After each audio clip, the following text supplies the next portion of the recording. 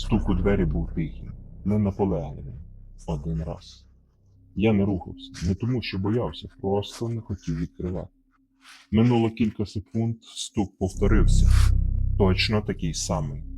Я підійшов до дверей і подивився у вікно. Коридор був порожній. І я відступив. Стук пролунав знову.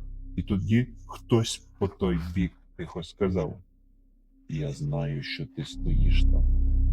Ти завжди стоїш там після третього». Стук пролунав утретє, і рука на дверній ручці стиснулась сама.